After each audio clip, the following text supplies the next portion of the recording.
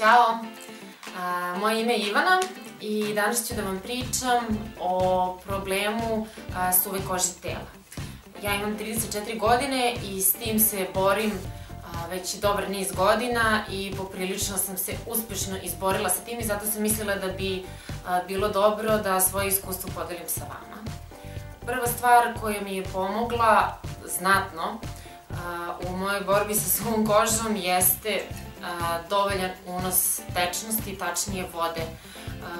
Neće vam pomoći puno ukoliko pijete sokove koji su zašećereni, prvo zbog bojenja, a drugo, oni vam zbog svoje slatkoće samo stvaraju želju da pijete još tih nekih šećernih sredstava i to nije dobro, tečnosti u stvari. Najbolje je da pijete vodu. U početku će vam biti teško, meni je bar bilo teško zato što mi je nekako izgledalo kao da se nalivam. Ja sam to radila tako što sam uzela ovu flašu i stalno sam je držala pored sebe i imala sam, ako radite od 9 do 5, trebalo bi da jednu flašu, dakle litar vode, minimum litar vode, popijete za to vreme, a drugi litar u popodnevnoj kućnoj smeni. Vidjet ćete, u početku kažem, bit će vam teško, ali posle 3-4 dana do 5 dana recimo, navići ćete se i organizam će vam baš tražiti vodu. Problem takođe koji ljudi koji ne piju dovoljno vode imaju je taj da ne razlikuju osjećaj gladi od osjećaja žeđi. Ja to zaista pre nisam osjećala, a sada baš mogu dobro da razaznam da li sam žedna ili gladna. Znam da vam to zvuči malo tupavo, ali kada budete probali, garantujem vam da ćete mi ostaviti komentare ispod videa, da sada možete mnogo bolje da uočite tu razliku. Dakle, to je prva i najvažnija stvar, da dovoljan unos tečnosti je izuzetno bitan i ukoliko želite da smršete i ubrzate svoj metabolizam, tako da moja topla preporuka, naviknite se da pijete vodu. To je prva stvar. Druga stvar koja je meni izuzetno mnogo pomogla, isto je poprilično jednostavna, a to je da kada se tuširate, kupate, šta god već, da to ne radite sa jako toplom vodom. Ja znam da ukoliko imate suvu kožu, kao što sam je ja imala, da vam topla voda izuzetno prija, ali ona vam prija samo u tom trenutku, samo dok se tuširate, zato što vam opusti receptore i ne osjećate ono zatezanje i svrbuckanje i sve vam je okej, ali čim izađete ispod tuša i krenete da se brišete, 5 minuta posle toga meni je bukvalno došlo do toga da vrištim, koliko me koža i pecka i zateži, koliko je neprijatan jednostavno taj osjećaj. Ukoliko ne radite to, dakle ne koristite vrelu vodu, već onako mlaku, dosta će vam pomoći. Prvo zato što nećete njom dodatno isušiti kožu i nećete je nadražiti. Tako da pokušajte i sa tim, meni je to zaista mnogo pomoglo. Druga stvar kod koje ljudi dosta greše, dr. Milojević mi je dao ovu preporuku i meni je bila zlata vredna, to je da ukoliko se tuširate svaki dan, a pretpostavljam dobar deo vas da se tušira svaki dan, nemojte koristiti sapun, pogotovo ne gel tuševe, po celom telu. On je tako lepo rekao kao šta se ti isprljaš ovde i po rukama, znači perite se sapunom ili gel tuševima samo na onim mestima, na primjer gde se znojite i znate još koja mesta. Kada se tuširate, to je ono gde treba da koristite sapun. Na ostala mesta nemojte tretirati sapunom svaki dan. Dakle, jednom nedeljno da, svaki dan ne nikako. Zato što na taj način dodatno isušujete svoju kožu. Još jedna stvar koja je vrlo bitna je da ukoliko koristite te gel tuševe, koji nisu baš najbolji zato što se ne ispiraju dovoljno dobro, onda je bitno da odvojite par minuta da dobro sperete sa sebe sve tragove gel tuša, kreme, šta god već da koristite. To je to. Da, sada, nakon što završite tuširanje, zaboravila sam jednu stvar koja je vrlo bitna.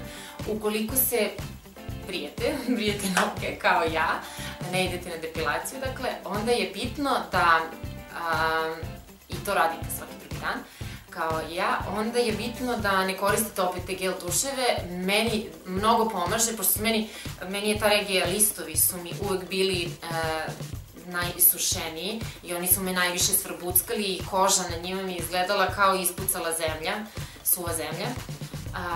upotrebite balzam za kosu da bi mogli da se obrijete, nemojte koristiti sapune. Eto, to je to.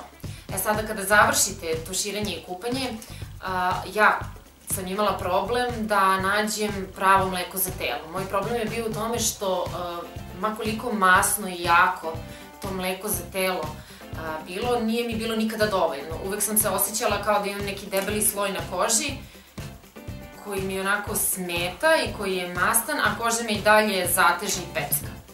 I onda sam probala nebrojeno mnogo stvari i ono što mi je pomoglo je kupite neku običnu kremu, ne morate da bude neka skupa krema koja nema neku tešku formulu, u smislu da nije mnogo masna i da ne ostavlja onako debeli sloj na koži. I ja, na primjer, koristila sam ovu. I onda pola ovog običnog, najobičnijeg Pantenol krema iscedite u nju, izmešate kašikom i sipate jednu malu kašičicu kokosovog ulja. Mnogi su me pitali gde kupujem kokosovo ulje, njega imate da kupite skoro u svakoj prodavnici zdrave hrane.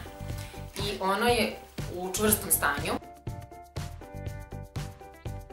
Dakle, pre nego što ga izmešate, samo malo otvorite i spenirajte unutra i ono će se vratiti u tečno stanje.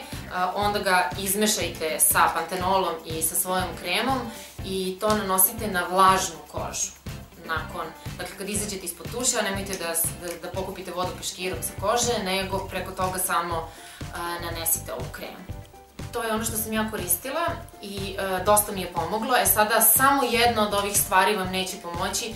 Morate sve ovo što sam vam ispričala da pratite da bi vam koža za recimo mesec dana se oporavila. Ono što sam sad skoro otkrila je ovo neko Sephorin Lotion Serum. To je kao neki koncentrat za kožu. I ja dobijem dosta ove kozmetike, ali kao što ste verovatno videli iz prethodnih videa, nikad vam nijedan nisam baš preporučila, zato što imam tendenciju da kad nešto dobijem da se oduševim i da kažem kako je super, i onda kad moja koža loše reaguje na to nešto posle 2 nedelje, onda želim da nisam ništa pričala. Ovo sam koristila mesec dana i od srca mogu da vam preporučim, zato što je ovo prva i jedina stvar koja mi omogućava da se istuširam i da se namažem za 3 sekunde i da ne moram da čekam tih nekih 10, 15, 20 minuta da koža upije. Ovo je vrlo, kako kažem, vodeno. Uopšte nije masno i nije jako i kada sam ga dobila, kada su mi ga preporučili u Sephori, kada sam počela da ga koristim, mislila sam ovo je toliko tečno i toliko je vodeno, neće učiniti ništa za moju kožu. U stvari, kažem još jednom, meni je ovo otkrovenje jer zaista je fenomenalno. Koža je posle ovoga kao svila, a ono što je najbolje od svega je što se nenormalno brzo upije. Tako da to je ono što vam zaista od srca preporučujem, probajte obavezno i javite mi kako vam se dopalo, pošto je ovo zaista nešto za što mogu da garantujem da će vam samo ovaj proizvod doneti olakšanje.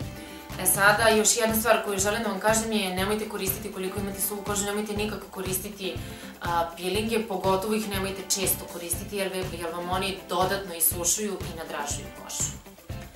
Eto, to je sve, nadam se da su vam ovi savjeti pomogli, isprobajte i javite mi kako vaša koža reaguje na sve ovo i da li ima nekog pomaka na bolje. Vidimo se uskoro. Ćao!